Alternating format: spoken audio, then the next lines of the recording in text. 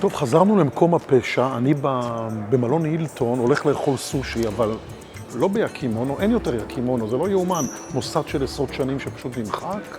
יש להם מתחרים, קוראים להם אונמי, היו ברחוב 4, וכאן הסניף הכשר שלהם. שלום. הלאה, צהריים טובים.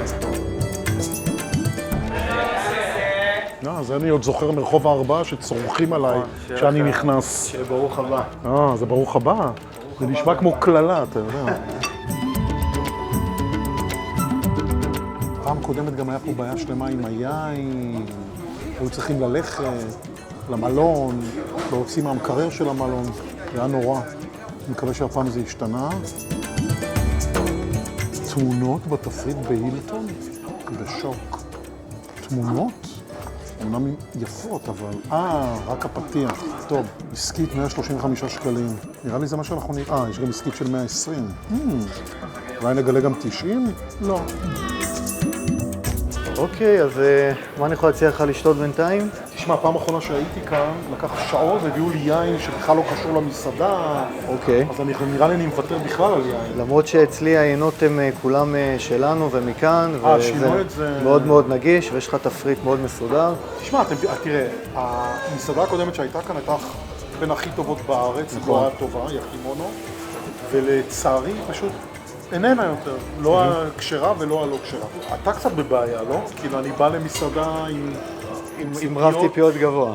אתה רואה? אתה תקרא, כן. שם הציפיות שלי. אז אני מקווה שאנחנו נגיע לשם ואולי קצת יותר. כמה עולה פלגרינו? אני עכשיו... פלגרינו עולה 34 שקלים לפלגרינו גדול. מחירי, כן, זה המחיר. אני יודע, אצל אני התחלתי להפסיק מזה. יש סודה?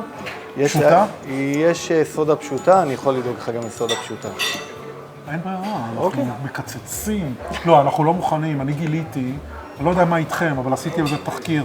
כן. שהמסעדות מקבלות את המים המינרליים הגדול ב4 שקלים לבקבוק. לא בא לי לשלם 34, נכון? אתה רוצה לחשב כמה זה באחוזים? זה גם אני לא. אוקיי, אז אני אדאג לך לסודה עם לימון. כן, 100%. נגד הטעם לוואי. ותצא כבר להזמין משהו מהאוכל בשמחה. כן. מה ההבדל בין ה-30? יש לנו שתי עסקיות בעצם, עסקית 120, עסקית 135, בשניהם יש לך ראשונה ועיקרית, שהעיקרית היא או מהמטבח או מהסושי. אוקיי, אני אלך אבל על הסושי, אני חושב. 100%. אז בוא נלך על ה-135, וכמה אני בעצם בוחר? יש פה המון. בגדול יש לך קודם כל ראשונה, שאתה יכול לקחת אחד מהסלטים. דגים, איזה דגים יש לנו היום? סלמון, ילורטייל, טונה מצוינת. ובוא נבחר סלט. יש גם סלט הצות שהוא לא רשום כאן, שהוא סלט חדש שנכנס לאחרונה, סלט גדול ומרענן ומאוד יאללה, מטעים. הצות זה בריא, אני חושב.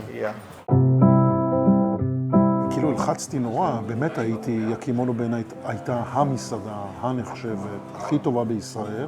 אני מאוד מקווה שהם נכנסים לנעליים שלהם, בינתיים מבחינת השירות, המקום, האווירה, כן, נמתין. זה הסודה שלך. איך הידרדרתי, אבל לא הידרדרתי, תדעו לכם, אם כולכם תפסיקו לקנות ב-34 שקלים את המינרלים המוגזים, המחיר ירד ל-20, תאמינו לי. עד אז נסבול סודה. זה הסלט ווקאמה. יש לך כאן את האצות, אטריות שועית, הצ'ילי חריף נא להיזהר, עולי סויה, מלפפון, תפוח ושלוט, ורוטב על בסיס שמן, סומסום ויוזו. אני שופך לך ככה. ויש לך כאן כף לידך, ממליץ לערבב טוב טוב את המנה. ואז לאכול. תודה. בכיף. למה אני צריך לערבב את המנה לבד? למה לא ירבבו לי במטבח? למה אני צריך לעבוד קשה? הרבבתי מספיק טוב, ואתם חושבים? מה אתם אומרים? כמה רעש. יאללה.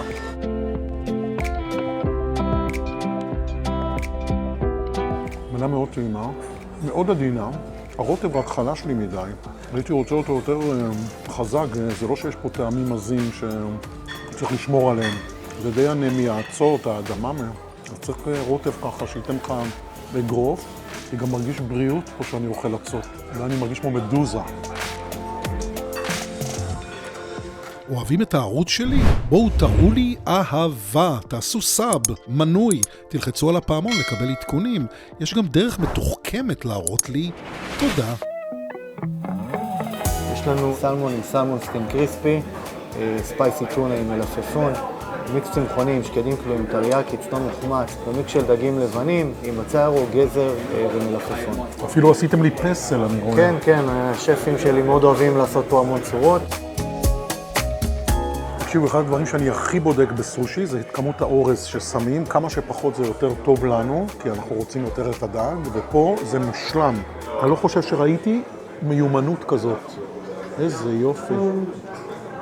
דק ויפה.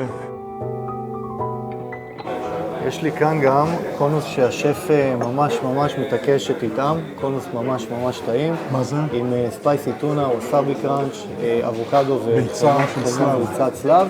מציע מעל הצלחת לבצוע את החלמון ונגיעה של סויה ולתת ביס מכל הלב. שווה להתחיל עם זה עכשיו כי גם העצה מאוד קריסטית. אבל אנחנו, טוב, בסדר, נכניס את זה לחשבון, כי אנחנו לא אוהבים מתנות חינם. תאבון. תודה. וכרגיל אני אשלם יותר מאשר העסקית, אבל זה נראה לי מעניין, תראו איזה יופי.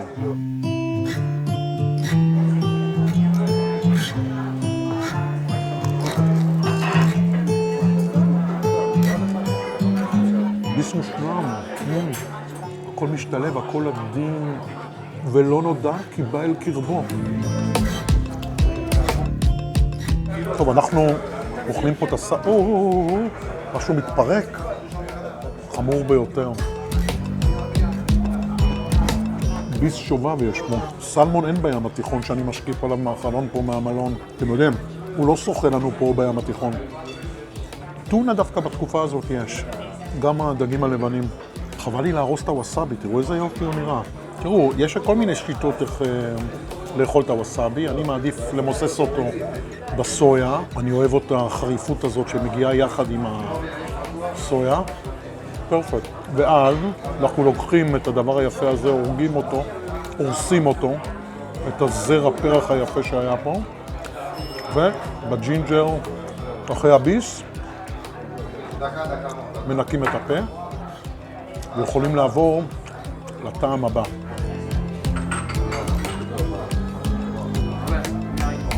סושי מושלם. אתם יודעים, אנחנו עכשיו נהיה כמו שייקספיר. המלך מת. יקימונו מת, יחי המלך החדש. אני מאוד נהנה פה.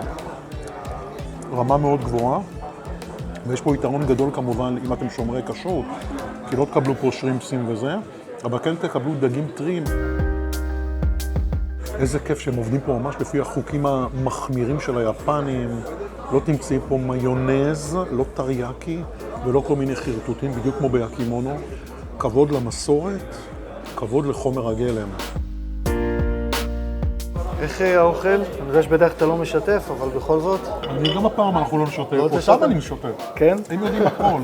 אתה תדע שהביקורת תצא. עוד דבר, אתם יודעים, סושי תמיד נראה לי משהו שלא סותם. הגעתי לפה, אכלתי פחות מחצי מהסלט, ואני כבר לא מסוגל לאכול יותר. פוצצתי. נעבור למשהו מתוק. קינוחים אנחנו עובדים בשיתוף עם השף קונדיטור של המלון, עם עידן חדד. אנחנו מכינים את זה ביחד. הראשון זה קרם יוזו, עם ג'לי יוזו, קרם יוזו, קציפה וקרמבל שקדים. מאוד אוורירי וקליל וטעים. קינוח נוסף של קרמו ולרונה, שוקולד 70% מריר עם גלידה ג'ינג'ר. יפני זה לא. הראשון דווקא נשמע לי... קרם יוזו. כן? מאוד קליל, בטח אחרי ארוחה כבדה. אני אוהב לימון, אז... מעולה. יאללה. אוקיי, קפה, משהו? אספרסו? כן, אם לא שתינו שום דבר, נשתה אספרסו. חלב חם בצד. 100%. היית צריך להגיד לי לא. ביקימונו סירבו להביא חלב. מה שאתה צריך ומה שאתה רוצה. אין חלב. אבל אנחנו לא ביפן, ואם אתה רוצה לשתות את זה עם חלב חם בצד, אתה לא עם חלב חם. אז תבין, נו. יאללה. נפלנו. לא סתם יקימונו לא הסכימו שיהיה פה חלב. ביפן המסורתית אין דבר כזה מוצרי חלב. אתה לא שותה חלב, אתה לא משתמש בשום דבר שקשור לחלב פרה. איך העולם הולך ומתדרדר. זה האספרסו שלך, חלב בצד. אולי נשתה בלי חלב וזהו. לזכר טוקיו האבודה. זה הקינוח, הקרם יוזו. אני מציע לך לקחת עם הכף ביס מוזן מלמטה למעלה מכל המרכיבים. תודה. תהנה. לא יודע להחליט אם זה אסתטי. כן, זה אסתטי. קינוח גדול. יש פה גם קרם. זו מנה גדולה מדי עם כל הערות החלה שלו. ספן. לא אהבתי כל כך. הייתי מעדיף שועית שחורה נראה לי. תאמינו לי, היה לי יותר טעים. המשחק מרקמים פה לא נעים, כי זה מפורר וזה... לא יודע, הכל, גם הטעמים פה לא זה. הקינוח הזה ממש לא. הם אף פעם לא היו חזקים ביפן שם במתוקים. מי צריך גם מתוק בכלל אחרי סושי? באמת לא צריך. ברשותך נעשה לחיים אולי עם ליקר יוזו. ליקר של... ליקר של יוזו וסאקה, על בסיס סאקה. מאוד מרענן, מאוד מתאים גם לקינוח ולסוף הארוחה. אני מאוד אוהב. תדע לך, הטריק של כל המסעדות האחרות זה לשקר אותי בהתחלה, לא בסוף. אחרי שאני כבר מסיים את הביקורת, חבל על הכסף. אני מקווה שאתה שיכור מהאוכל דווקא. לחיים. לחיים, איך אומרים לחיים ביפנית? ידעתי פעם. שאלה טובה. אני ידעתי את זה, זה מרגיז אותי שאני שוכח דברים לא חשובים. יהיה לך תשובה בעוד 10 שניות. לחיים.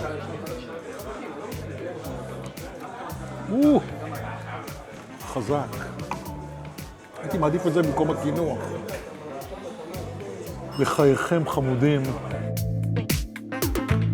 אולי נזכרתי, אומרים קמפאי. איך אני שוכח את הדברים האלה? חשבון. זה החשבון. תודה רבה. ולחיים אומרים קמפאי. קמפאי. נזכרנו. נזכרנו. כן? אני כבר חוזר אליך. תודה. נזכרנו, אני נזכרתי קודם. 231 שקלים. רגע, הוא הכניס לי את הכל? כן, הכניס את הכל. אונמי עומדת יפה בתחרות מול המיתולוגיה, מול ההיסטוריה, מול הנוסטלגיה של יקימונו. נכון, למסעדה כשרה יש הרבה בעיות בכל מה שקשור למטבח היפני, הרבה דברים שאי אפשר להשתמש מהמקור, אבל כאן הם עושים את זה ממש ממש בהצטיינות. אהבתי הכל, ראיתם? אין פה מה לומר. למעט הקינוח, הוא באמת היה קצת בעייתי. אבל בסיכום כללי, אני מרוצה, גם אתם, אם תלכו לשם. 8 במדד שלנו.